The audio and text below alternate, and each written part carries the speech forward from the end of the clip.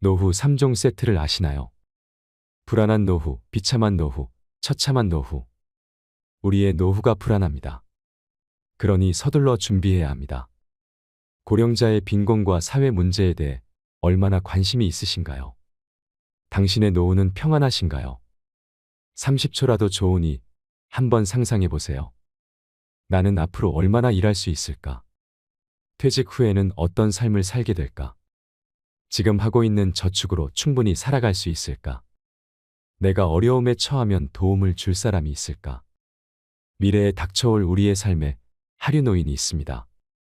하류노인이란 무엇일까요? 그것은 빈곤으로 고통받는 고령자를 말합니다. 과로 노인이라고도 말하는데요. 고령자의 빈곤은 그저 남의 일이 아닙니다. 그들이 죽기 직전까지 일할 수밖에 없게 된 이유는 무엇일까요? 평생 단 한 번도 제대로 쉬지 못한 그들의 삶. 고령자의 빈곤 문제를 그저 가볍게 생각해서는 안 됩니다. 우리 주위를 조금만 둘러보면 연금이 부족해 리어카를 끌며 길에서 폐지와 캔을 줍는 할아버지, 많은 관광객이 다니는 거리에서 구걸하는 할머니, 냉기가 올라오는 바닥에 종이 박스와 비닐을 깐 채 잠들어 있는 노숙자들을 볼 수 있습니다. 그들 중 누가 자신이 그런 삶을 살 것이라 상상했을까요? 한국의 상대적 빈곤율이 50%가 넘었습니다. 고령자 중 절반이 생활고와 소득 감소로 고통받고 있습니다. 가족이 노인을 돌보는 일은 옛날 이야기가 되었습니다. 곁에 가족이 있든 없든 안심하고 생활할 수 있는 사회구조를 만들어야 합니다. 어떻게 하면 하류노인이 되지 않고 살아갈 수 있는지, 노후에 큰 어려움 없이 행복하게 살려면 무엇을 준비해야 하는지 이야기 나누고 싶습니다. 여름 무더위에도 폐지 수거에 내몰린 노인들이 1만 5천여 명이라고 합니다. 또 폐지 수집 노인의 연간 수입은 한 달 평균 9만 4천 원으로 나타났습니다. 폐지 줍는 노인들에 관한 영상을 보신 적이 있으신가요? 제가 얼마 전 우연히 본 다큐멘터리에는 이런 내용이 있었습니다. 어젯밤에 4시간, 오늘 아침에 3시간 동안 모아서 4천 원 받았지. 자식들에게 미안하지 않기 위해서죠.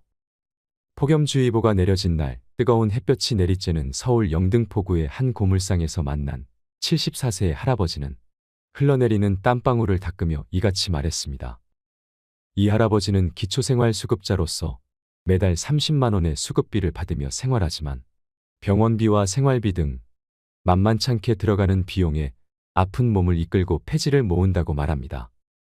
허리 통증으로 고생이지만 병원을 찾을 여유는 없습니다. 이렇게라도 일해야 생활을 유지할 수 있기 때문입니다. 조금 덜 먹고 덜 쓰고 하면서 붙어있는 모진 목숨.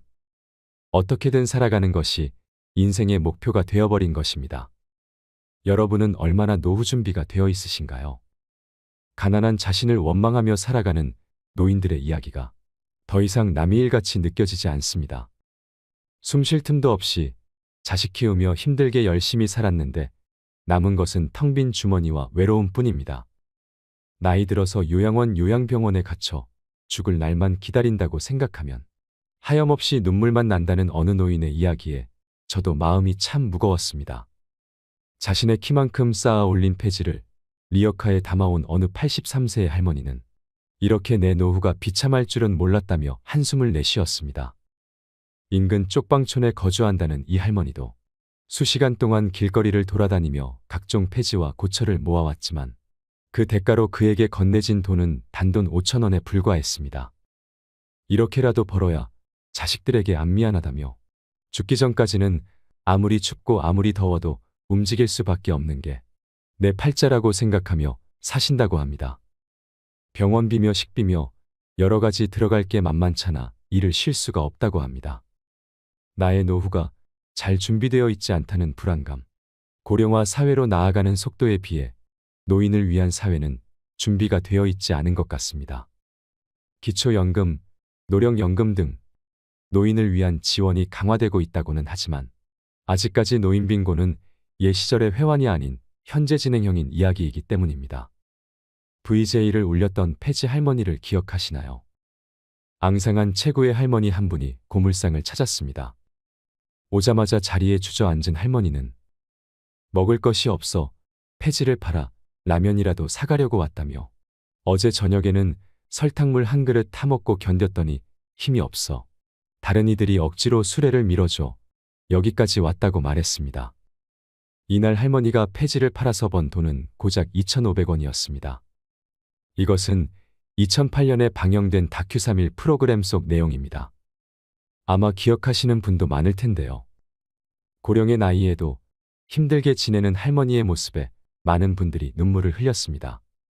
하지만 더 눈물샘을 자극한 장면은 따로 있었습니다. 할머니의 모습을 촬영하던 VJ가 이제 그만 가봐야겠다고 하자 할머니가 요구르트 하나를 건넨 것입니다.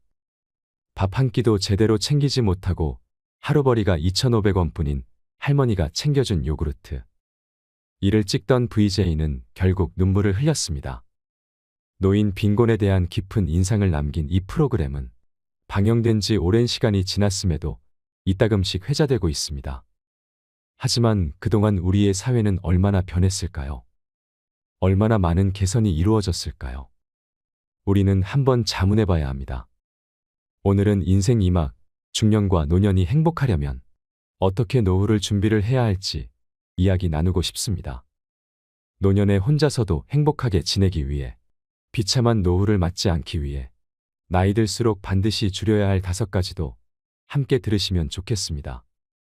요즘도 국내에는 생활고에 시달리는 노인분들이 많습니다.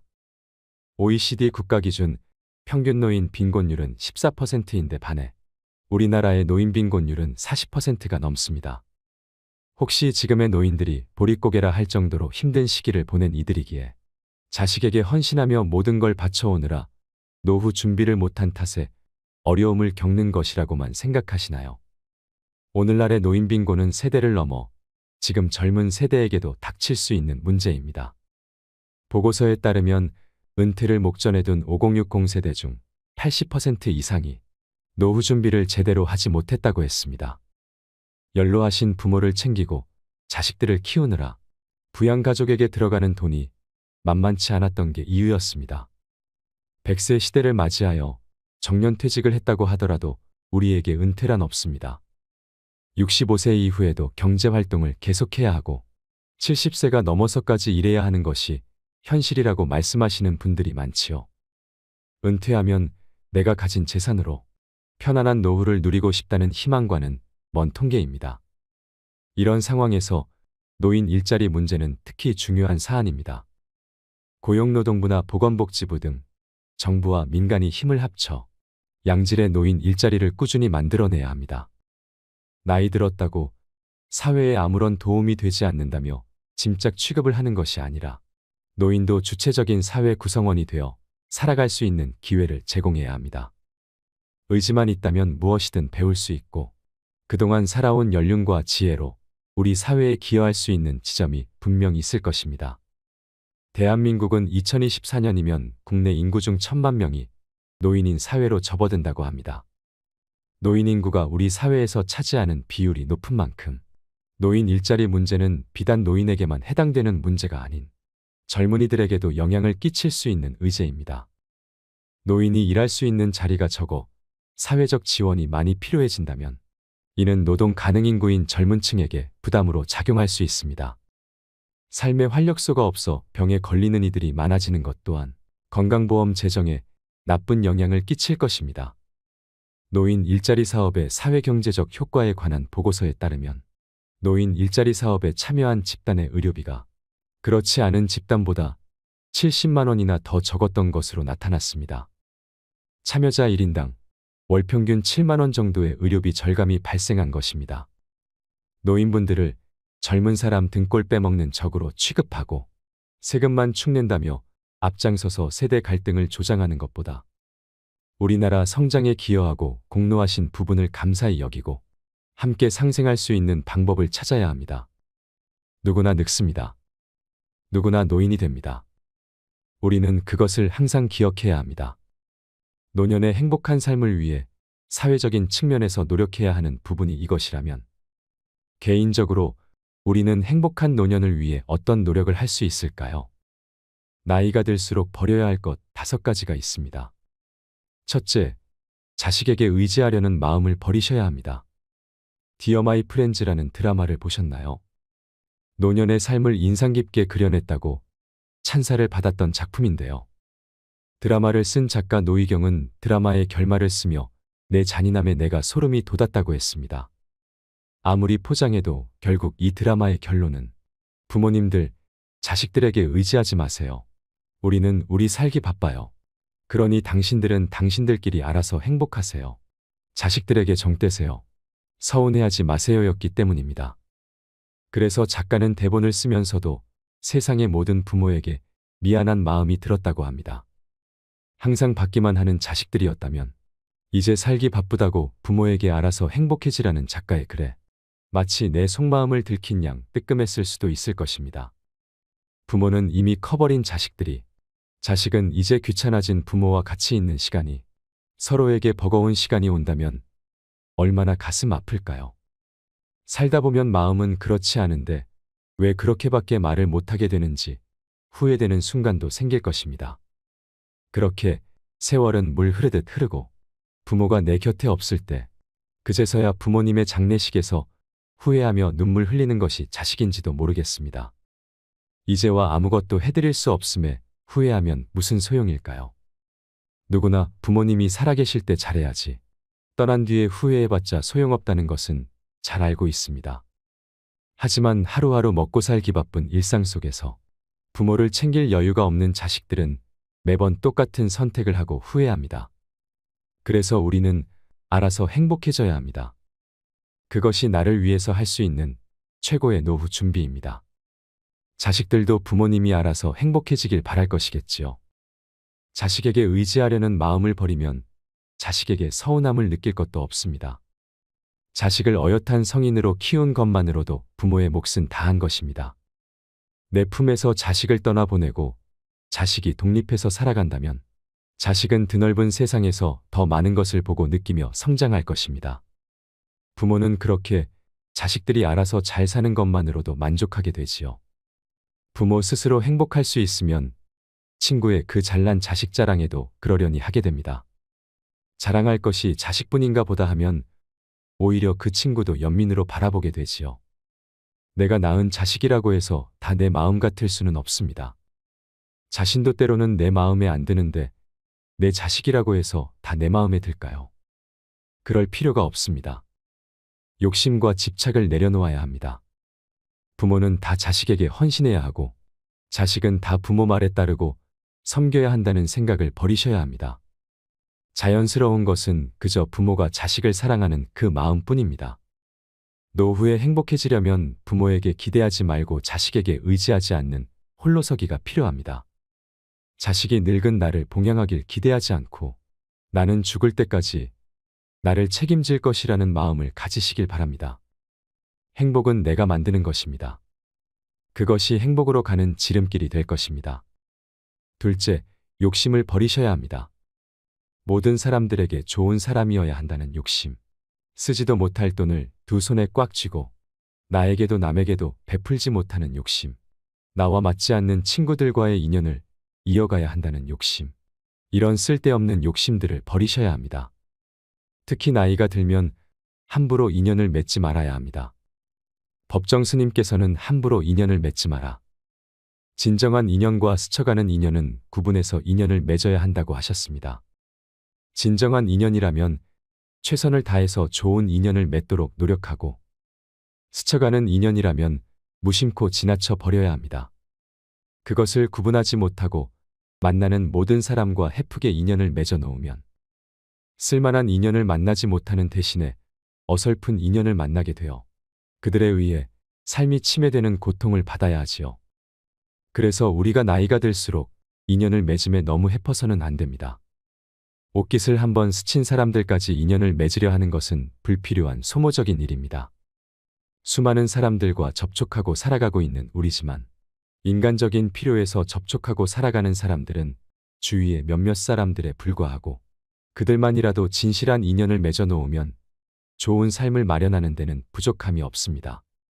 아무에게나 진실을 투자하는 건 위험한 일입니다. 우리는 인연을 맺음으로써 도움을 받기도 하지만 그에 못지않게 피해도 많이 당하는데 대부분 피해는 진실 없는 사람에게 진실을 쏟은 대가로 받는 벌입니다. 그러니 노후에는 잡지 못할 인연을 놓아주는 것도 지혜가 될 것입니다. 그리고 그 비워둔 공간에 내가 행복해지고 좋아하는 것으로 채우세요. 여러분은 취미가 있으신가요? 여러분에게 웃음을 주는 것은 무엇이 있나요? 사람마다 행복의 근원은 다릅니다. 맛있는 음식을 먹는 것이 행복인 사람도 있고, 길가에 꽃이 핀 것을 가만히 들여다보는 것을 행복으로 여기는 사람도 있고, 책을 읽거나 등산을 하거나 영화를 보는 것만으로도 기쁨을 느끼는 사람들이 있습니다. 여러분은 자신에 대해 얼마나 알고 계신가요? 젊은 시절 일하느라 바빠서, 자식 키우느라 바빠서 내 마음을 들여다볼 새 없이 지나갔다면 인생 2막은 나를 위한 시간으로 채워보세요. 그냥 삶을 흘러가는 대로 사는 것과 내 행복의 근원을 찾아서 사는 것은 확실히 다릅니다. 만약 내가 무엇으로 행복해하는지를 모른다면 노후에 나에게 주어진 24시간을 어떻게 보내야 할지 막막할 것입니다. 하지만 나에게 이것만 있으면 사는데 별 문제 없다. 다른 것은 아무것도 필요치 않다라는 것이 있으면 세상 사는 보람이 생깁니다. 특히 인생 후반전에는 이런 행복의 대상이 있는 것이 정말 중요합니다. 고생한 나에게 가끔은 선물도 해주고 마음이 쉴 수 있도록 여유를 줘보세요. 그렇게 보내는 시간이 쌓이고 쌓이다 보면 혼자서도 외롭지 않게 노후를 즐길 수 있게 될 것입니다. 중년이 지난 노년에는 다 큰 자녀가 독립하듯이 나도 독립해야 합니다. 여전히 사회의 한 구성원으로서 온전히 나만의 삶을 꾸려야 할 때입니다. 누구를 위한 삶이 아닌 나를 위한 삶을 살아가시길 바랍니다. 나를 괴롭혀왔던 욕심을 버리고 마음을 비우세요. 그리고 행복한 삶을 시작하기 위해 지금부터라도 내 행복이 어디서 오는지 고민해 보시기 바랍니다. 셋째, 건강에 악영향을 주는 5가지 습관을 버리셔야 합니다. 오래 앉아있지 마세요. 오래 앉아있을수록 신진대사가 느려지고 칼로리 연소가 감소하여 체중 증가 및 비만으로 이어집니다. 장시간 앉아있으면 특히 복부의 지방이 축적되어 당뇨병 및 심장병과 같은 다양한 건강 문제를 초래할 수 있습니다. 또한 오랫동안 앉아있는 것은 심혈관 질환, 제2형 당뇨병 및 특정 유형의 암을 포함한 만성 질환의 위험 증가와 관련이 있습니다. 신체 활동 부족과 혈류 감소로 건강이 악화되기 쉽습니다. 장시간 앉아있으면 신체 건강뿐 아니라 정신 건강에도 영향을 미칩니다. 앉아있는 행동은 우울증과 불안이 발생할 위험이 더 높습니다. 또한 오랫동안 앉아있으면 인지기능이 저하될 수 있습니다. 나이가 들고 퇴직을 하게 되면 집에 있으면서 하루 종일 TV나 스마트폰을 보며 시간을 보내는 경우가 많습니다. 우리는 하루 평균 8시간 동안 앉아서 생활한다고 하는데요. 노인의 경우 따로 취미 생활을 하거나 운동을 즐기지 않는다면 더 오랜 시간을 앉아 있게 됩니다. 삐딱한 자세로 자식 생활을 오래 하게 되면 몸은 더 게을러지고 노화도 빨리 일어나게 됩니다. 건강 수명이 줄어드는 것입니다. 그러므로 귀찮더라도 억지로라도 시간이 날 때마다 규칙적인 운동을 하셔야 합니다. 몸이 굳지 않도록 자꾸 움직이는 습관을 들이세요. 햇볕을 쬐면서 걷기 운동을 하는 것도 좋습니다. 특히 요즘에는 맨발 걷기로 건강을 되찾는 분들이 많습니다. 집 근처에 흙길이 있다면 맨발 걷기를 해보시는 것도 추천드립니다. 카페인 음료를 과도하게 섭취하지 마세요. 커피를 습관적으로 드시는 분들이 많은데요. 과도한 카페인 섭취는 수면 패턴을 방해할 수 있습니다. 카페인은 수면의 질과 지속 시간을 방해하여 잠들거나 잠을 유지하는 데 어려움을 줄 수 있는 각성제입니다. 카페인은 중추 신경계를 자극하는 것으로 알려져 있으며 노인분들이 커피를 과도하게 섭취하면 건강에 악영향을 미칠 수 있습니다. 고혈압이나 심혈관 질환, 골밀도, 손실이 발생합니다. 그러므로 커피나 홍차, 에너지 음료 등은 꼭 조절해서 음용하시길 바랍니다. 전자파 노출에서 최대한 벗어나세요. 컴퓨터, 스마트폰 등 화면 앞에서 과도한 시간을 보내면 다양한 시력 문제가 발생할 수 있습니다.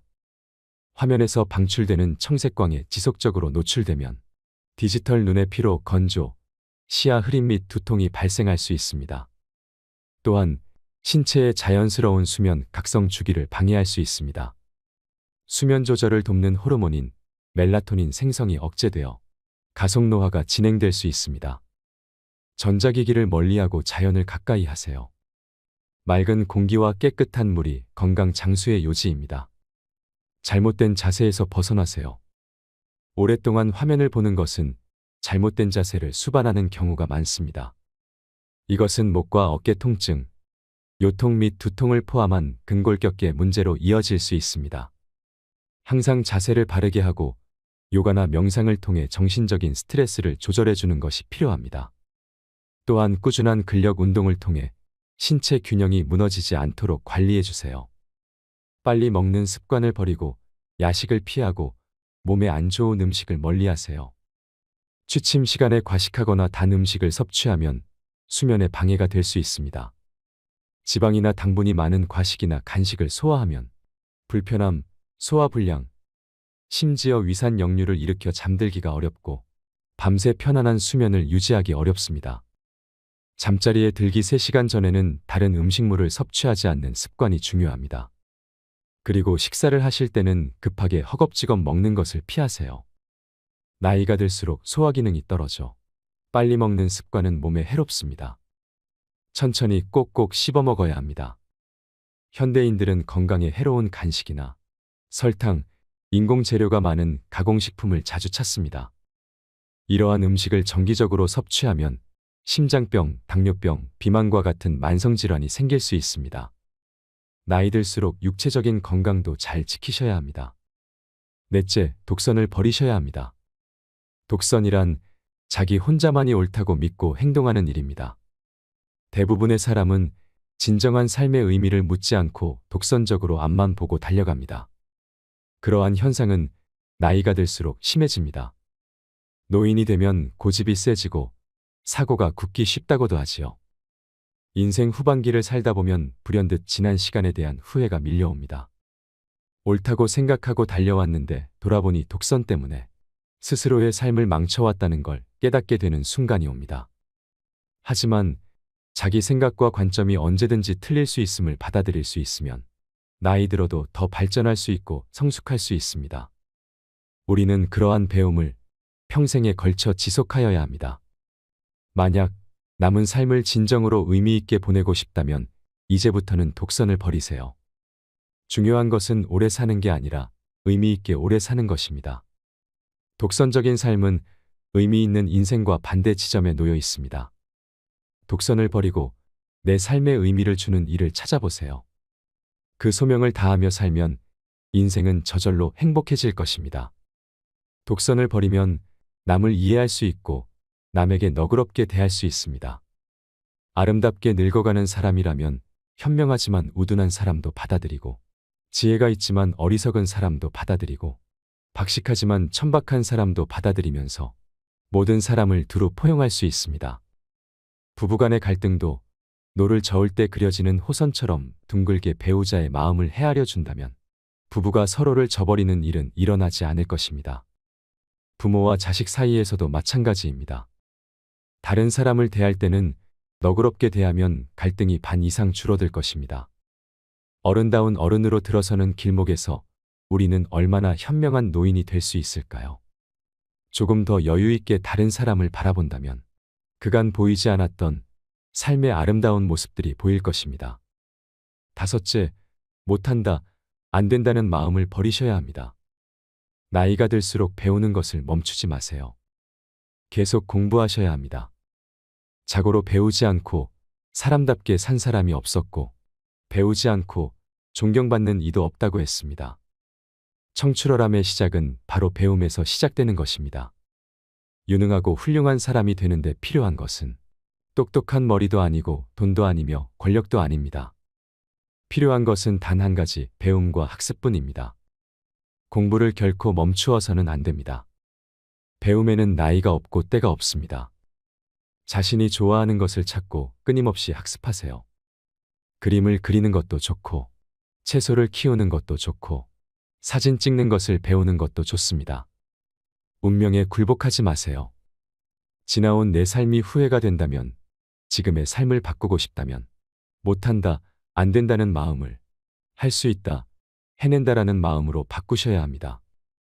지금의 삶을 그저 하늘의 뜻으로 받아들이며 사는 게 아니라 목표를 정하고 변화를 시도해 보세요.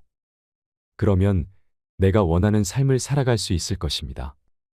나는 원래 그런 사람이야 라고 생각하면서 계속 불만족스러운 삶을 사는 것보다는 나는 원래 그런 사람이 아니야 라고 생각을 바꾸면 인생의 변화를 꿈꿀 수 있습니다.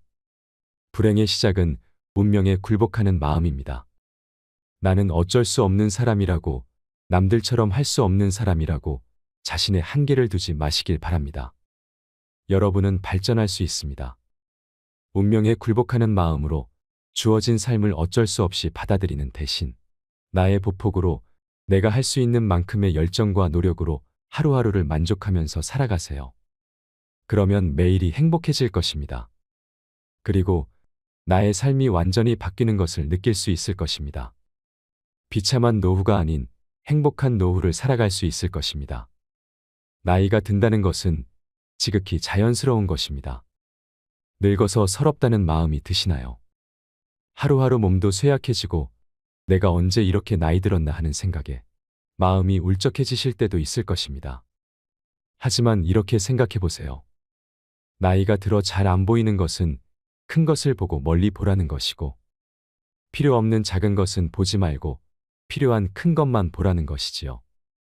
귀가 잘 안 들리는 것은 필요 없는 작은 말은 듣지 말고 필요한 큰 말만 들으라는 것입니다. 이가 시린 것은 연하고 따뜻한 음식만 먹고 소화불량을 없게 하려 함이고, 걸음걸이가 부자연스러운 것은 매사에 조심하고 원행을 삼가라는 것입니다. 머리가 하얗게 되는 것은 멀리 있어도 나이가 든 사람인 것을 알아보게 하기 위한 조물주의 배려라고 생각해 보세요. 정신이 깜박거리는 것은 힘들고 아팠던 그 시절, 살아온 세월을 다 기억하지 말라는 것이고, 좋은 기억, 아름다운 추억만 간직하라는 것입니다. 자식에게 의지하려는 마음 버리기, 함부로 인연을 맺지 말고 욕심 버리기, 건강에 악영향을 주는 습관 버리기, 독선을 버리고 너그러워지기, 못한다, 안 된다는 마음을 버리고 항상 배우려는 자세 가지기, 요양원, 요양병원 가지 않고 혼자서도 잘 사는 법, 나이 들수록 반드시 줄여야 할 이 5가지를 꼭 기억하셨으면 좋겠습니다. 나이 드는 것을 두려워하지 마세요. 모든 것은 자연의 섭리이고 이치일 뿐, 현재 행복한 삶을 살아가는 것이 1000배 만배 더 중요합니다. 지혜롭고 성숙하게 나이 드는 당신은 그 누구보다 아름답습니다. 이상으로 책틀맨이었습니다. 지혜를 쌓는 당신의 오늘이 그냥 나이 먹는다고 나이 먹는 게 아니에요. 제대로 먹어야지, 제대로. 난 늙었으니까 난 이제 뭐 그만한다. 그래갖고 어떻게 돼? 완전히 그냥 뭐 인생 쪼그라지는 거예요. 얼마나 우리 할머니들이 한심하냐면은 자식이 어머니 핸드폰 사드릴게요. 핸드폰을 사줬어. 그러면 기능을 배워야 될 거 아니야. 이게 뭐 복잡하고 골치 아프다고 기능 안 배우고 1번 큰아들, 2번 작은아들, 3번 막내딸 땡! 그렇죠? 뭐 하늘만큼 땅만큼 너는 내 운명, 춘자 내 경사난 내 이런 거나 보고 있으니까 시력이 나빠지지. 사람은 늙어 죽도록 배워야 한다. 인생은 끝이 있지만 배움에는 끝이 없다는 말을 들어보셨나요? 노후에 무시받기 싫다면 꼭 배워야 할 것들이 있습니다. 오늘 영상을 끝까지 보신다면 인생을 행복하게 살기 위해 필요한 것은 무엇인지, 노후에 어떤 마음가짐으로 무엇을 배워가야 하는지, 인생의 지혜를 깨달으실 수 있을 거라 생각합니다. 제가 요즘 느끼는 생각 중 제일 많이 드는 생각은 배움에는 정말 끝이 없다는 것입니다. 제가 아무 생각을 하지 않았을 때에는 이 나이에 내가 배울 게 뭐가 있어, 배워도 쓸 일도 별로 없는 걸 하는 생각이 많았습니다. 하지만 우연히 황창현 신부님의 행복특강을 접하게 되면서 세상에는 정말 알아야 하고 배워야 할 것들이 얼마나 많은지 알게 되었습니다. 지식은 물론이고 삶을 대하는 태도, 마인드 등 나이를 불문하고 모두가 알아야 할 내용이 가득이었습니다. 여러분도 황창현 신부님의 영상을 통해 제가 느꼈던 감동을 함께 느꼈으면 좋겠다는 마음이 들었습니다. 벼는 익을수록 고개를 숙인다는 말이 있습니다. 이제서야 왜 다 익은 벼들이 고개를 숙이는지 알 것 같습니다. 사람이 모든 방면에서 무지할 때는 무지하기 때문에 고개를 들고 있습니다. 그러나 항상 배우려고 하는 사람들은 항상 겸손한 자세로 끊임없이 배움을 갈구하지요. 하지만 너무 급하지 않게 나에게 걸맞게 천천히 꾸준히 배움을 익혀야 내가 체하지 않습니다. 초조함을 내려놓고 꾸준히 나아가는 것이 중요합니다. 그래서 오늘도 저는 배움을 갈망합니다. 여러분의 배움의 속도는 어떠하신가요? 인생에 대한 시야를 넓히면 깨달음이 찾아오고 행복하게 사는 방법을 배우면 내 남은 인생이 찬란하게 빛날 수 있을 것입니다. 지금이 가장 젊고 지금이 가장 배우기 좋은 때라는 것을 기억하세요. 배움으로 인해 여러분의 몸과 마음이 더 건강하고 행복해질 수 있도록 책틀맨이 함께 하겠습니다. 영상이 마음에 드신다면 구독과 좋아요 부탁드리겠습니다. 그리고 내 곁에 소중한 이들에게 이 영상을 공유해주세요. 황창현 신부님의 행복특강, 지금 바로 시작하겠습니다. 우리나라 할머니들이 진짜 못하는 게 뭐예요? 봉사예요. 미국은 노인이 3,300만인데 대부분이 봉사활동을 한다는 거예요. 심지어는 봉사활동 단체에 등록된 인원이 4천만 명이라는 거예요. 인원은 3,300만 명인데 등록된 인원은 4천만 명이라는 거. 한 군데만 봉사한다는 거 아니죠. 두 군데, 세 군데 봉사한다는 거예요. 그러니까 미국은 노인들 때문에 돌아간다는 거예요. 노인들 때문에. 근데 우리나라는 노인들, 봉사하는 노인들이 몇 명이나 돼요. 그러니까 우리가 그만큼 이기적으로 사는 거예요. 내 자식, 내 새끼, 우리 집만 생각하는 거지 우리 전체 사회를 생각하지 않는 거야. 아니 65세 넘어갖고 뭘 또 내 자식, 내 집, 내 새끼를 생각해. 이제는 좀 살 만큼 이 세상 얻어먹을 만큼 다 얻어먹었잖아. 세상에서 누릴 만큼 다 혜택을 누렸잖아요. 그러니까 이제는 어떻게 하고 돌아가야 돼? 되돌려주고 돌아가야지. 저는 제가 경복궁을 갔는데 그 얘기도 조금 있으면 말씀드리겠지만 할아버지 한 분이 나와서 해설을 하시는 거예요. 봉사하시는 거예요. 그러니까 일본어로 하시더라고. 일본 사람들 오니까 일본어로 저기 막 봉사활동 하는 거예요. 아, 너무 멋있어요. 그러니까 우리 할머니들도 내가 봉사활동, 독일은 할머니들이 이 인형 눈 붙여갖고 3천만 달러를 모았어요. 3천만 달러면 300억이야. 눈 붙여갖고 어떻게? 우리는 눈 붙여갖고 돈 모으면 어떻게? 손자 용돈 주죠? 아프리카에 병원 짓는데 기부했어요. 그러니까 노년이 돼갖고 얼마나 의미 있게 살 수 있어. 봉사활동 할 수 있는 거. 그러니까 우리 할머니들 봉사활동 하십시오. 우리나라 그제도 말씀드렸지만 자식한테 매달려서 자식 걱정하는 게 70%가 넘어요.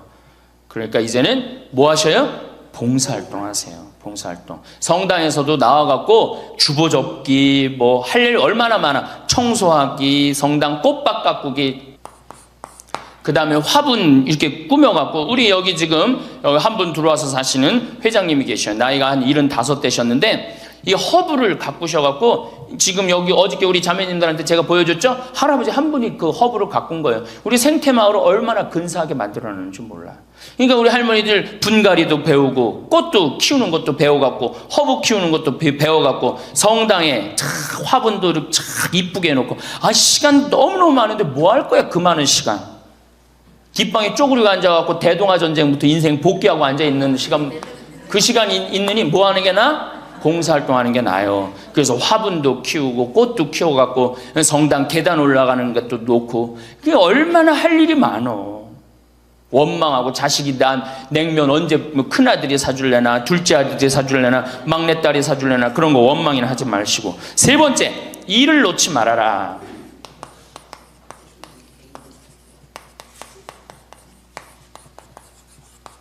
일을 놓지 말아라. 여러분들, 송혜 선생님이 몇 살이시죠? 81살이에요. 81살인데 얼마나 멋있어요. 정말로 전국을 들었다 놨다 하잖아요. 그것도 주일날 12시에. 난 늙었으니까 난 이제 뭐 그만한다. 섹스피어의 그 리어 왕 얘기 보면 딸들한테 왕위를 내줘버려요.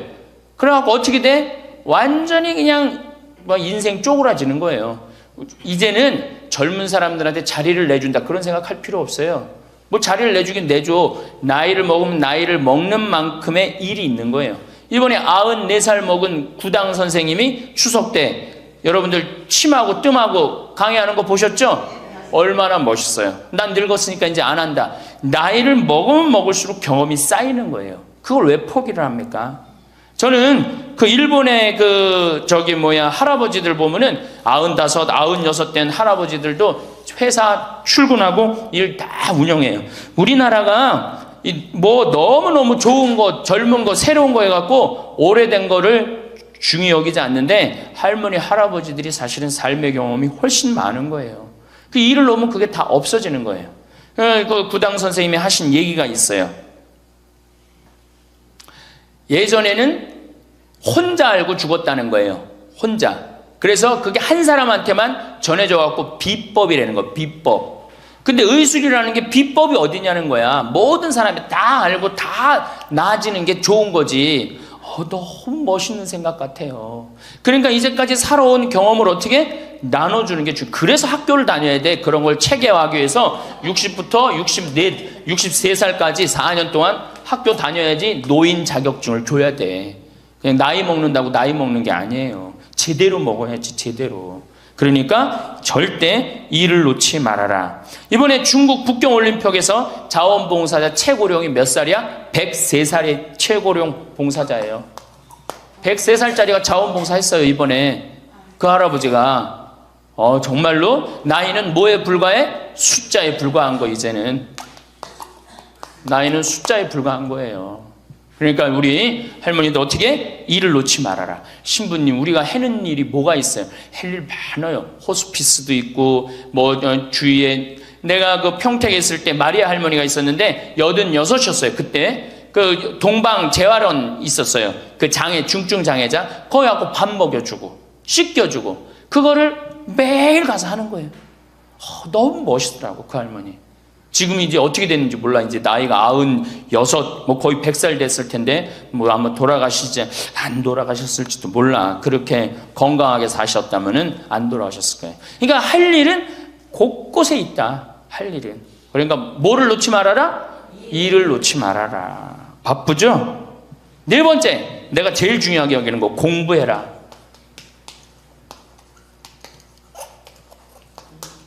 나이 먹으면은 공부할 생각을 안 해요. 더 새로 배울 생각을 안 해요. 얼마나 우리 할머니들이 한심하냐면은 자식이 어머니 핸드폰 사드릴게요. 핸드폰을 사줬어. 그러면 기능을 배워야 될 거 아니야. 이게 복잡하고 골치 아프다고 기능 안 배우고 1번 큰아들, 2번 작은아들, 3번 막내딸 땡! 그렇죠? 아니 이거 강의 시간에 핸드폰 안 울리게 하려면 진동으로 하는 방법도 배우고 진동 푸는 방법도 배우고 그 다음에 또 저 신부님 정말로 강의 너무너무 재밌네. 한번 사진도 찍어야 되겠다. 그럼 사진도 쫙 찍고 나하고 좀 내 핸드폰에 신부님 딱 사진도 좀 찍어놓고 이래야 되는데 우린 배울 생각을 해야 안 해요? 생전 안 해. 1번 큰아들, 2번 작은아들, 3번 막내딸 땡이야 땡. 메시지 보내는 법도 좀 배우고 그래갖고 그냥 자식들한테 맨날 전화하고 그러지 말고 자식이 뭐 하는지도 모르는데 맨날 전화하지 말고 메시지 보내갖고 얘야 오늘 날이 참 덥단다. 더운데 건강 조심해라. 엄마가 얼마나 멋있어요. 그러니까 안 배우고 짜증을 자꾸 내. 얘 이렇게 복잡한 게 이런 게 어딨냐. 아유 이거 내 관둬라. 이래 그냥 짜증을 자꾸 배. 무식하면 자꾸 짜증을 부리고 성질을 부리게 돼 있어요. 그러니까 신부님 늙어서 자꾸 이렇게 가르쳐달라 저렇게 가르쳐달라 창피하다고. 시대가 얼마나 빨라요. 안 배우고 못 살아요. 안 배우고. 저도 배우는데요. 저도 우리 직원들한테 컴퓨터 모르면 전화해갖고 야 이게 어떻게 되는 거냐, 이걸 어떻게 이 그림을 집어넣어야 되는 거냐. 그래갖고 신부님 제가 컴퓨터 그대로 켜놓을 테니까 따라하세요. 그러면은 따라해요. 그래 야 이게 뭐냐 그러면서 배우는 거예요. 시대가 빨리 변하기 때문에 어떻게 배울 수밖에 없어요. 얼마나 빨리 변하느냐면은 지난 1000년은 지난 100년에 빠른 만큼 변해요. 지난 100년 동안 빠른 거는 지난 10년에 빠른 거하고 똑같아요. 지난 10년은 어떻게? 지난 1년에 변한 것처럼 또 지금은 3개월에 한 번씩 업그레이드 된다는 거예요. 그런데 안 배우면 어떻게 하려고. 안 배우면. 신부님, 이젠 살 만큼 살았고 머리 복잡합니다. 뭘 배웁니까? 그냥 이러다 살다 죽지. 그럼 뭐하러 살아 죽지 그냥. 사는 아는 사는 것 같이 살다가 죽어야 될 거 아니에요. 운동도 하고 봉사도 하고 일도 놓지 말고 공부도 하고 그리고 살아야 되는 거예요.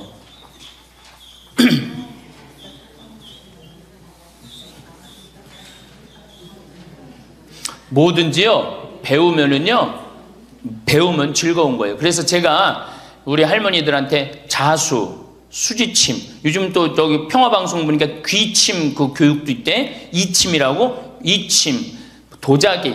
여기 할머니들 오면 예전에 내가 도자기를 이렇게 만드는 프로그램을 했었어요. 애들보다 훨씬 잘 만들어요, 할머니들이. 깜짝 놀랐어요. 왜 애들보다 훨씬 잘 만드는가 했더니 평생 송편 빚고 뭐 손으로 한 게 얼마나 많아. 그러니까 도자기를 정말이에요. 할머니들이 훨씬 잘 빚어요. 정말로. 알 거야. 지금 아는 사람들은 내가 내 얘기 무슨 얘기 하는지 아는 사람들은 알 거예요. 그러면 지금 할머니들 도자기 잘 빚어갖고 그거 공부하면은요 앞으로 10년 20년 동안 도자기 빚을 수 있어요. 그래갖고 도자기 잘 빚은 게 1년 2년만 배우면은 웬만한 거 빚거든요. 그럼 어떤 음식점에서 아유 그 집 할머니 도자기 참 잘 빚는다 그러는데 우리 집에 그릇 한 100개만 주문한다고. 그럼 100개 해갖고 납품하고 배우면은요 일이 생기게 돼 있어요. 일이 생기게 돼 있어요. 신부님 우리 능력이 지금 가장 좋은 때예요. 아, 왜 10년, 20년 산 사람보다 60년, 70년 산 사람들이 경험이 축적돼 있어, 안 축적돼 있어? 축적돼 있는 거예요. 그래서 깨달음이 자, 인생을 4기로 나눕니다.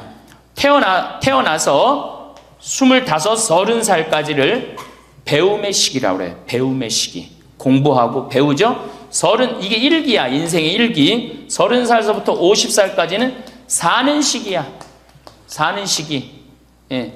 그래갖고 장가가고 애 키우고 돈 벌고 집 마련하는 거야. 그렇죠?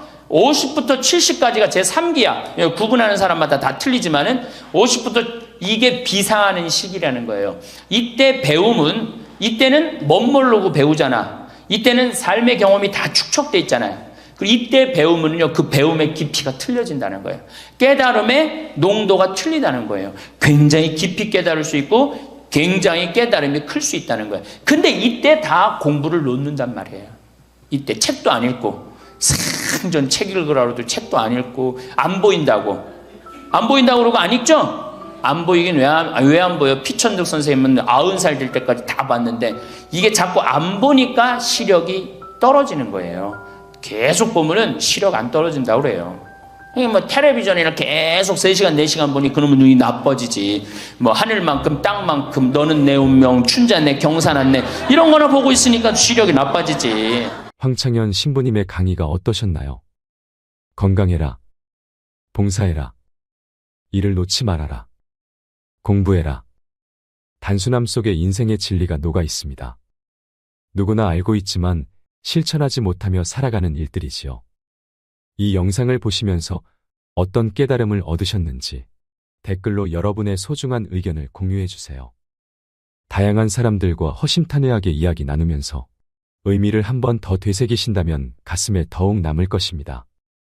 시니어 대부분은 일상적인 시간과 긴 노후를 주체하지 못하고 오늘 할 일이 없다, 오늘 갈 곳이 없다, 있을 만한 곳이 없다라고 한탄하는 사람도 적지 않습니다. 은퇴 후 노는 것도 하루 이틀이지. 심심해서 죽겠다 하시는 분들도 많습니다. 그들에게 필요한 것은 배움입니다. 오늘 갈 곳이 있고 오늘 볼 일이 있는 이것이 일상에서 시니어들에게 필요한 것입니다. 노년기에 해야 할 일은 인생의 지혜를 배우는 일입니다.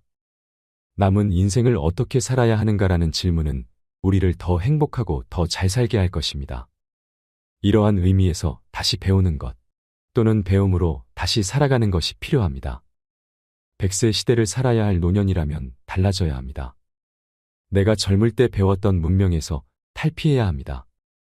모르는 것을 당연하다 여기며 아이들의 문명이라고 담쌓을 일이 아니라 스마트폰, 컴퓨터, 유튜브 정도는 배워 사용할 줄 알아야 합니다. 배우면 삶이 편하고 삶의 질이 달라집니다. 젊은이는 예약해서 편히 사는데 나이 들었다고 예약을 못해서 불편하게 살면 될까요? 못한다고 미리 포기할 것이 아니라 도전해서 배워야 합니다. 배우는데 많은 시간을 투자하고 연습하는데 시간을 투자하면 아주 편리하게 살 수 있습니다. 배운 뒤에는 반드시 익숙할 때까지 연습해야 합니다. 80이 넘은 한 할아버지는 눈이 나빠서 넘어지기 쉬웠습니다. 혼자서 길을 건너다 낙상사고라도 나게 되면 큰일이었지요. 어느 날 혼자서 위험하게 은행에 다니는 일을 줄이기 위해 스마트폰을 이용해야 한다고 강력히 주장하는 조카 때문에 할아버지는 반신반의하며 스마트폰 뱅킹을 배우기 시작하셨습니다. 더듬더듬 배울 수밖에 없었지만 배우니 너무 쉽고 편하다 하십니다. 왜 진짜 배우지 못했을까 하며 웃으셨습니다. 나이가 있어 금방 배운 것을 잊는 것은 당연하니까 메모를 해두고 잊으면 다시 그 순서대로 합니다. 익숙해질 때까지 조카에게 날마다 100원씩을 보내라고 했습니다. 지금은 선수가 되어 잘하시고 공과금 납부까지 스마트 뱅킹을 이용하십니다. 이제 할아버지는 조카에게 핸드폰으로 용돈을 보내주십니다. 이건 진짜 나이 든 사람이 해야 할 것이다. 너무 좋다 하시며 행복해 하십니다. 나이 들었다고 이 세대와는 다르다고 새로운 문명에 두려워하지 마시고 도전하시면 됩니다. 새로 나온 것들은 편하고 쉽게 살도록 만들어진 것들이 많습니다. 그러기에 나이 드신 분들이 더욱 배워서 이용하셔야 할 것들입니다. 나이 탓할 필요도 없고 나이 생각해서 못 배울 것도 없습니다. 문제는 열정입니다. 그리고 도전입니다. 배움으로 극복하는 노년이 되시길 진심으로 응원하겠습니다. 이상으로 책틀맨이었습니다. 지혜를 쌓는 당신의 오늘이 아름답습니다. 더 좋은 영상으로 찾아뵙겠습니다.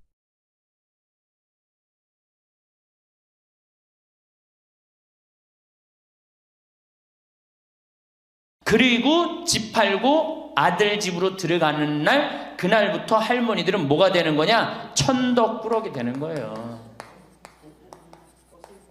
그 다음에 눈칫밥 먹는 거예요. 내 재산 주고 내가 이 집에 다 키운 자식인데도 70, 80 되면 어떻게 돼? 눈칫밥 먹고 천덕꾸러기 되는 거야. 1,000원 주기 전에 하루에 딱 3번 열리던 방문이 1,000원을 주고 나니까 하루에 30번씩 열리는 거야. 늙어서 누가 효자예요? 그렇지. 늙어서 자식이 효자가 아니라 누가 효자야? 돈이 효자예요. 돈이 없어도 젊으면 되지만 돈 없이 늙을 순 없어.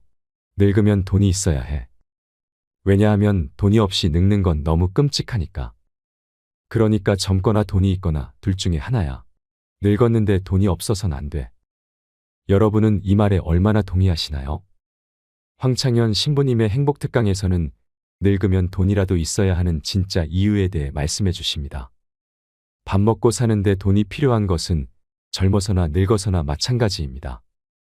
그런데도 젊어선 돈이 없어도 되지만 늙어선 돈이 없으면 안 된다고 생각하는 것은 돈이 단순한 생계의 문제를 넘어서기 때문일 것입니다. 금쪽 같던 자식과 멀어지고 평생토록 친했던 친구와도 멀어지고 비참한 노년을 보낼 수 있기 때문이지요. 젊을 때는 돈이 많으면 좋고 늙어서는 돈이 많아야 좋다고 합니다. 노후에 돈에 대한 관심이 많아지는 것은 돈은 노년의 생존뿐만 아니라 자신감, 자존감도 지켜주기 때문입니다. 늙어서는 자식이 효자가 아니라 돈이 효자라고 합니다. 늙어서 돈이 많으면 좋겠다고 생각하는 순간을 3가지만 꼽는다면, 첫 번째, 부모님이 사위 며느리에게 돈을 줄 때 손주들에게 용돈을 줄 때입니다. 노후에 용돈을 줄 여유가 있는 노인분들은 용돈을 주고 나면 그냥 그 모습만 보고 있어도 기분이 좋다고 합니다. 돈을 줄 수 있을 정도면 여유 있고 넉넉하기 때문에 화목할 가능성도 높습니다. 어른들이 여유가 있으면 집안 분위기도 자연히 좋게 된다고 노후 전문가들은 말하고 있습니다.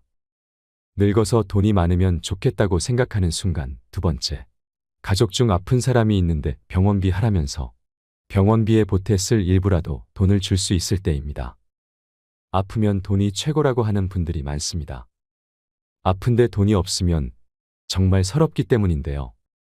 물론 본인이 병원비를 낼 수 있을 정도로 준비해야겠지만 늙어서 아플 때 치료도 마음껏 못 받고 아무 도움도 받을 수 없으면 슬프고 괜시리 우울한 건 어쩔 수 없습니다.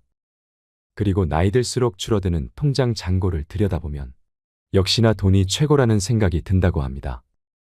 선물을 받아도 필요 없고 쓸데없는 인형이나 영양제를 받는 것보다 현금 봉투가 최고다 하는 것은 나이 들수록 더 그런 것 같습니다. 특히 노후에 돈이 없어서 치료를 못 받는 것은 악몽이나 마찬가지입니다. 그래서 노후에 의료비라도 넉넉히 준비해 놓으려면 내 주머니에 돈이 두둑해야 합니다.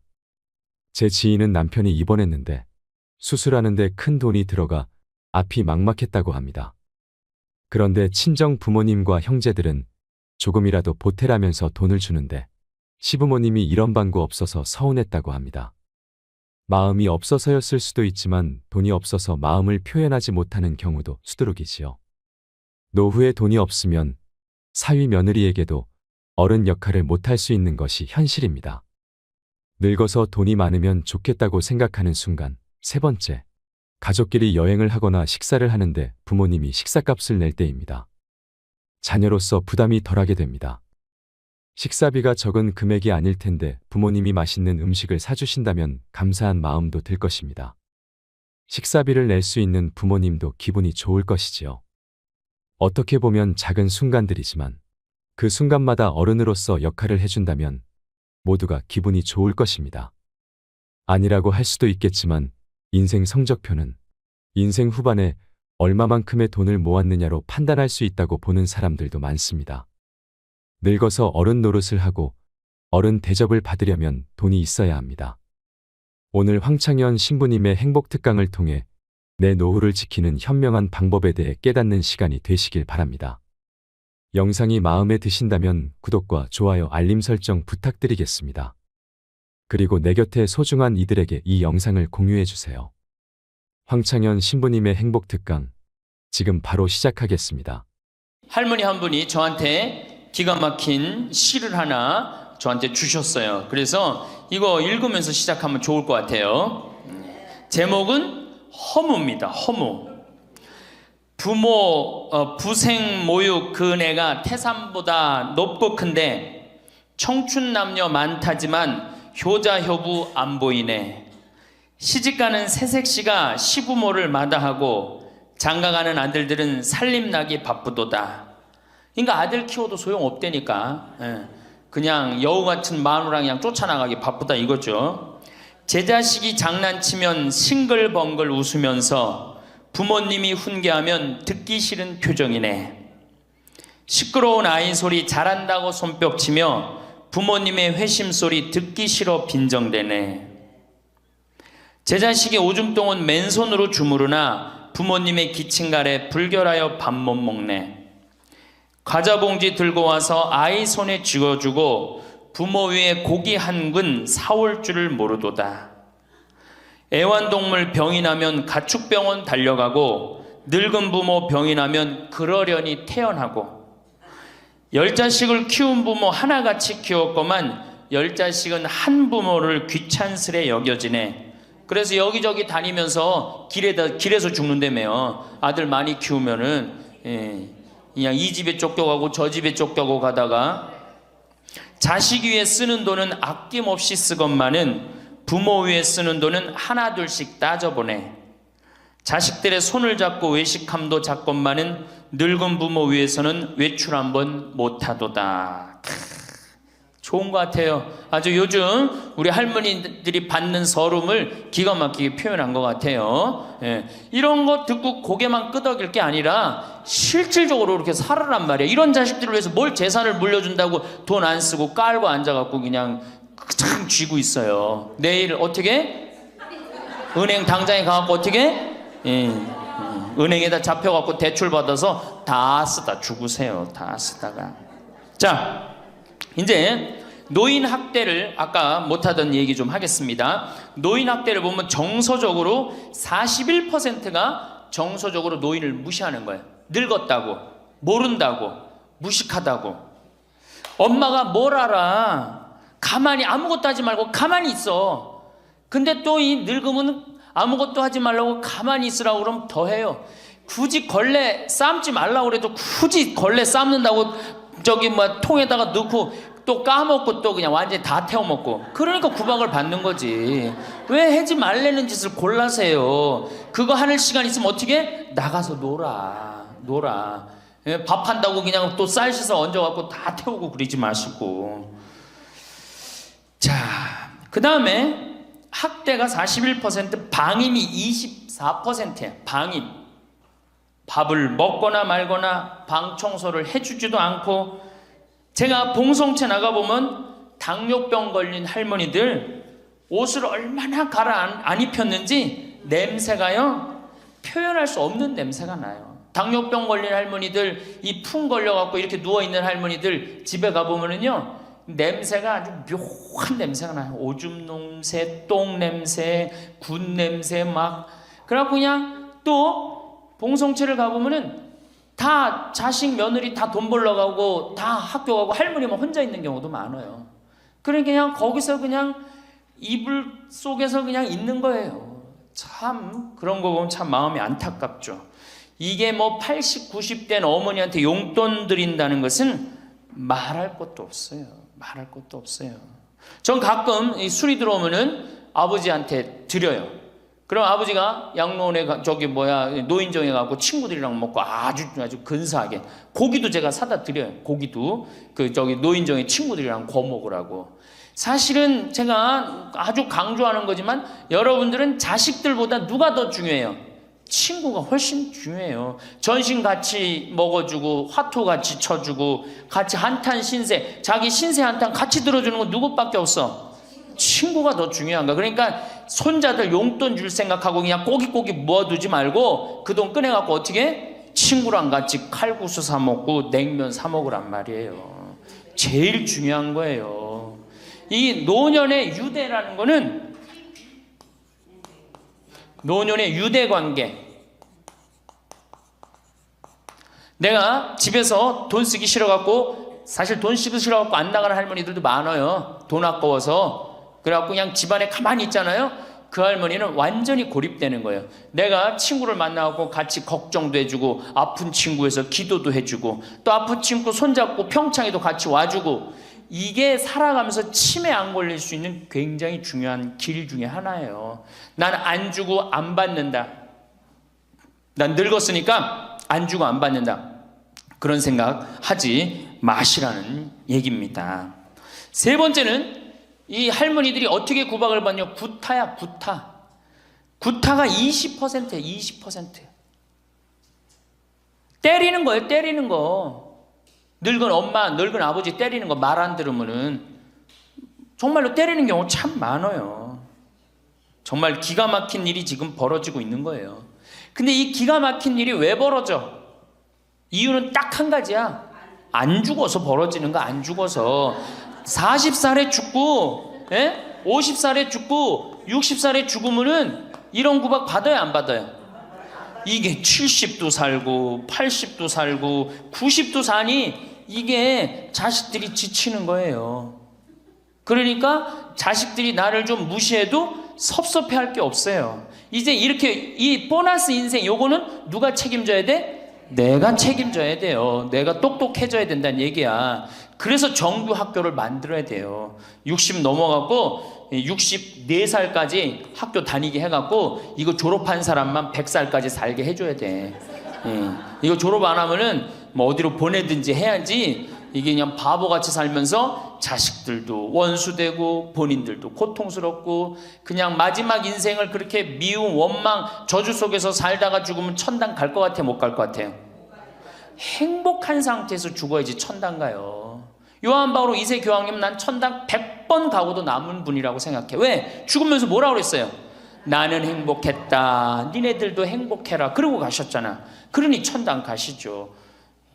정말로 이 세상에서 하느님 나라같이 산 분이 천당 가는 거예요. 그러니까 우리 할머니들 지금 중요한 건 웰빙 그러는데 누구 웰빙이 제일 중요해? 할머니 할아버지도 웰빙이 제일 중요한 거야. 나머지 20%는 어떻게 하느냐? 네 번째 노인 구박은 늙은 부부가 서로 구박하는 거야. 늙은 부부가 서로 죽으라고, 나가 죽으라고, 너 그러려면 나가 죽으라고. 늙은 부부가 처음 시집 올 때 다섯 못했던 마누라가 나이를 먹을수록 거칠어지죠. 그렇죠? 얌전해지긴 뭐가 얌전해? 지금 우리 할머니들 할아버지들한테 얌전해 안 얌전해요?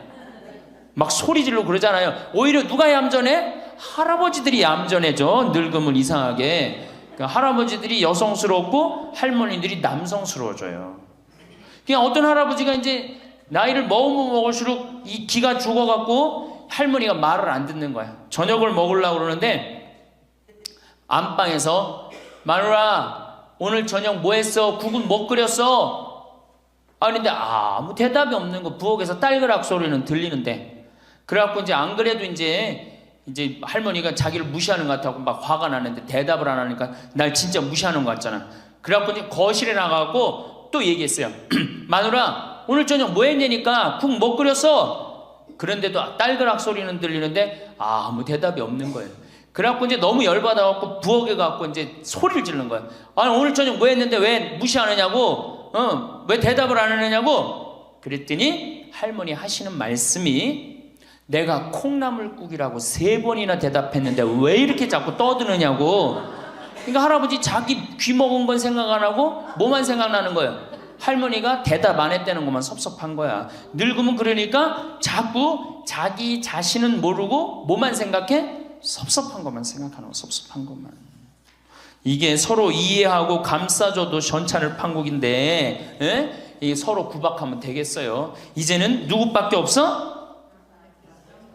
할머니, 할아버지들밖에 없어요. 이제 만약에 돌아가시면 어떻게 돼요?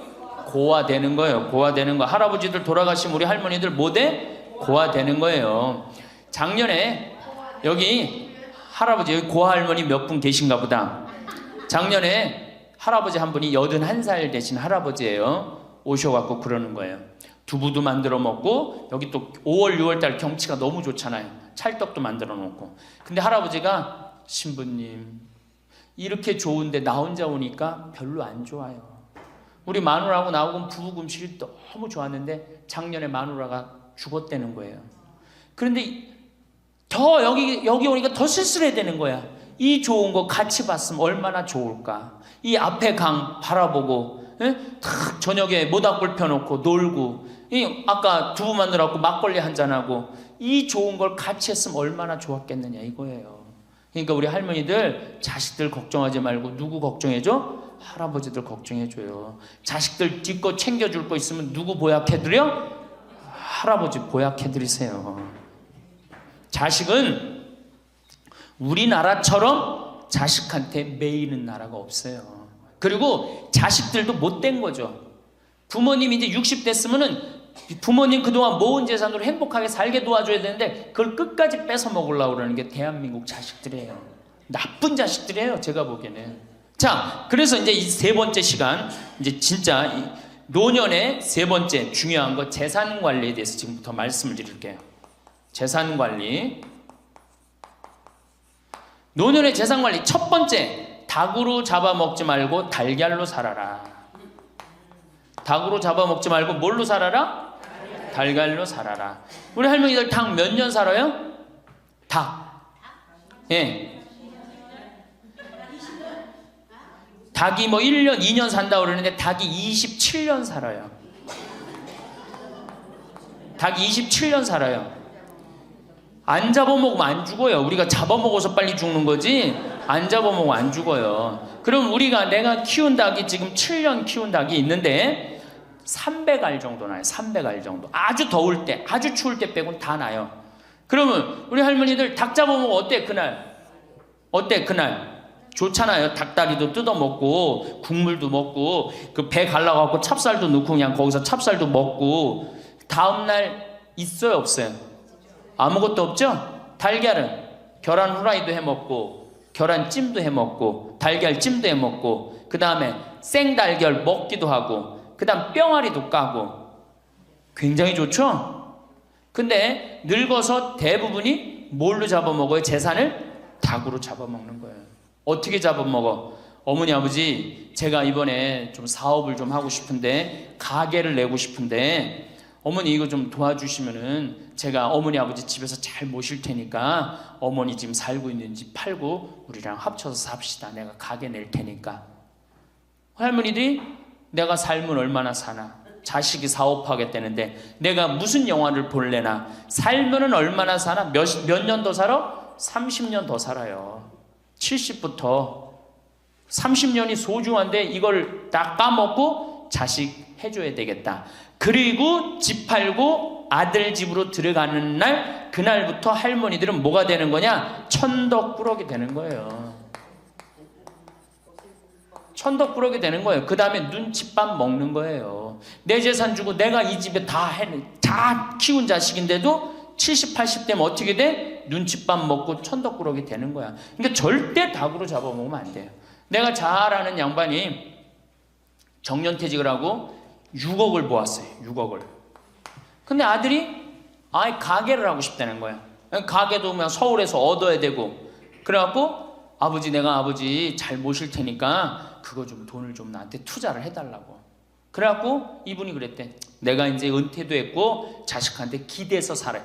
은퇴하고 자식한테 기대고 산다는 생각 절대 하지 마세요.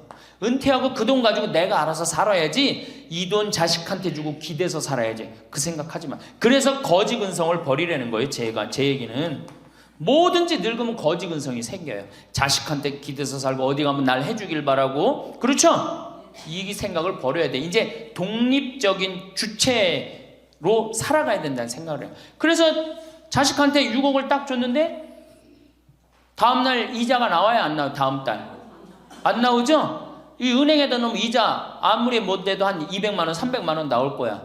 그럼 200만 원, 300만 원 원금도 있고 이자도 200만 원, 300만 원이면 어떻게 해요? 쓸만해져? 근데 아들은 자기 사업 유지하기도 바쁜데 부모님 한 달에 200만 원, 300만 원 용돈 드릴 수 있어요, 없어요?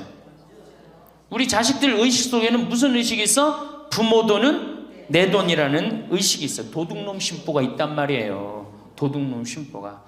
결국은 이분 60 넘은 젊은이 아니야. 젊은이. 이분 어떻게 아파트 경비 나가고 있어요. 결국은 자기 인생 누가 망친 거야? 본인이 망친 거예요. 본인이 자기 발등 누가 찍은 거야? 그래서 이제 누구 원망해? 자식 원망하는 거예요. 원망하고 있는 거예요. 누가 잘못했어? 할머니들이 잘못한 거지. 할아버지들이 잘못한 거지. 남은 30년 인생 휴가다, 보너스다. 내가 가지고 이제까지 벌은 거 이거 갖고 잘 써야 되겠다. 이 생각을 하셔야 된다는 겁니다. 재미난 얘기 하나 있죠. 충청도에 할아버지 한 분이 중풍으로 누웠는데 집안에 대가족이 살아. 큰아들, 작은아들 다 농사 짓고. 근데 중풍으로 누워봐. 이 똥 오줌 막 못 가리고 이러면은요, 정말로 참 아무도 안 들여봐요. 근데 그냥 그 대가족이 사는데 하루에 밥 3끼 들어올 때 외에는 방문이 안 열리는 거예요. 그러니까 이 할아버지가 기가 막히잖아. 손자도 있고 손녀도 있는데 3번밖에 방문이 안 열리니까 하루는 큰아들을 부른 거야. 얘야, 저 논 두만지기 좀 팔아와라. 아버지 누워있는데 무슨 돈이 필요합니까? 글쎄 그거 내 땅 아니냐. 두만지기를 팔아왔어요. 그랬더니 이거 은행에 가고 1,000원짜리로 바꿔와라. 1,000원짜리로 바꿔왔어요. 이거 내 이불 밑에다 깔아라. 쫙 깔았어요. 그러고 난 다음에 방문 열릴 때마다 1,000원씩 얹어준 거예요. 손자놈들이 가만히 보니까 방문 열릴 때마다 1,000원씩 나온단 말이야. 할아버지 학교 다녀오겠습니다. 그러니까 어떻게? 너 학교 가서 맛있는 거 사 먹어라. 1,000원. 학교 다녀왔습니다. 1,000원. 1,000원 주기 전에 하루에 딱 3번 열리던 방문이 1,000원을 주고 나니까 하루에 30번씩 열리는 거예요. 늙어서 누가 효자예요?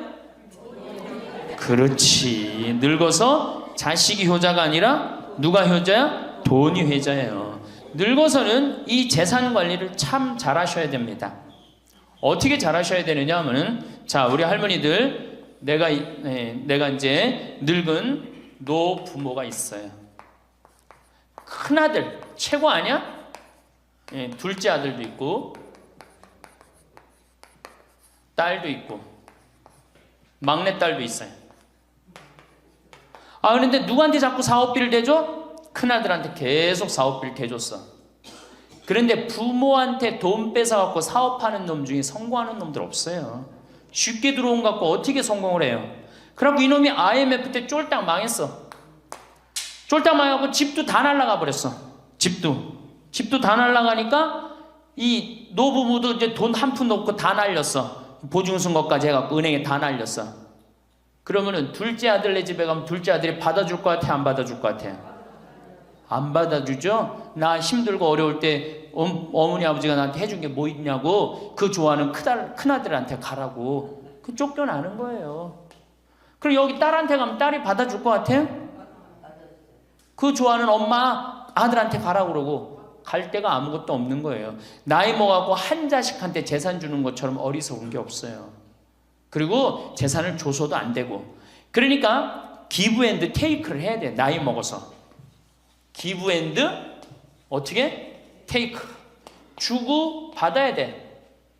제가 평화방송에서도 한번 얘기했지만 우리 어머니가 저한테 예전에 내 차가 고장이 났었어요. 에어컨이. 그랬더니 내 차를 한번 타보시더니 신부님 차 고장이 나고 어떻게 하느냐고 그래갖고 은행에서 돈을 찾아갖고 10,000원짜리를 이렇게 신문지에 싸갖고 왔어요. 그래갖고 이렇게 싸갖고 왔어요. 그래서 어머니가 주신 돈으로 소나타, EF 소나타 골드를 샀어요. 그러니까 내가 어머니가 나한테 그 엄청난 좋은 차를 사줬기 때문에 난 지금 어머니한테 용돈 드리는 거 하나도 아깝지 않아요. 아깝지 않을 뿐더러 지금 내가 용돈을 앞으로 10년을 드려도 못 갚아요. 그러니까 기브 앤드 테이크야. 우리 누나도 어머니가 차를 한 대 사줬어요. 누나도. 그래갖고 어머니가 강원도 놀러 가고 싶다. 언제든지 모시고 와. 왜? 차 사줬으니까. 지리산 놀러 가고 싶다. 그럼 언제든지 모시고 가요. 기브 앤드 테이크예요. 큰아들, 딸이 대학에 들어갔어요. 작년에 어머니가 그렇더라고. 내 첫 손녀 대학 들어가니까 대학 등록금은 내가 내마. 그거 딱 내주는 거예요. 얼마나 좋아요. 네. 그러니까 우리 집은 어머니가 수원 정자동에 사는데 자식들이 반경 1km에 다 붙어 삽니다. 왜 붙어 살까요? 떨어지는 고물이 있잖아요. 떨어지는 고물이. 네. 그러니까 반경 1km 다 붙어 사는 거예요. 또 반대로 제가 우리 자식들한테 원칙을 정해놨어요. 부모님한테 용돈 드리는 원칙. 그래서 우리 어머니 아버지가 1년에 연봉 2천만 원이 넘어요. 자식한테 받는 용돈이. 많이 받죠? 그러면 그 돈 가지고 어머니 아버지가 당신을 위해서 쓰십니까? 또 모아뒀다가 어떻게? 자식한테 쓰고. 그래야지 치매가 안 걸리는 거예요. 저는 정말로 감사한 게 우리 어머니 아버지가 아직도 아파서 병원에 입원 한 번도 안 했다는 거예요.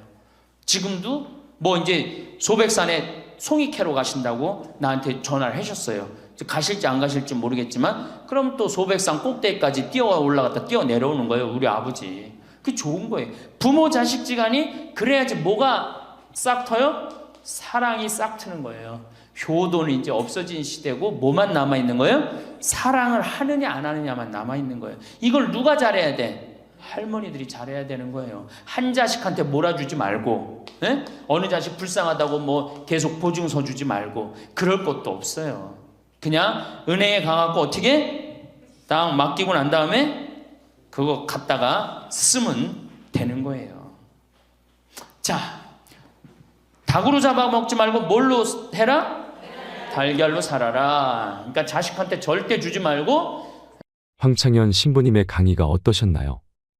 노후에 어떻게 실리적으로 살아야 하는지를 잘 알려주는 명강의였다고 생각합니다. 자식들을 위해서 재산을 물려준다고 돈을 안 쓰고 깔고 앉아있는 부모님들이 많습니다. 꼬깃꼬깃 손에 쥐고 나를 위해서는 쓰지도 못하고 저 세상에 가면 이 세상에 온 보람을 못 느끼지 않을까요? 죽을 때 후회가 없으려면 이제부터라도 나를 위한 인생을 살아야 합니다. 남은 30년 인생 휴가다 보너스다. 내가 여태까지 벌어둔 돈 이제부터 잘 써야 되겠다. 이런 생각을 하셔야 합니다.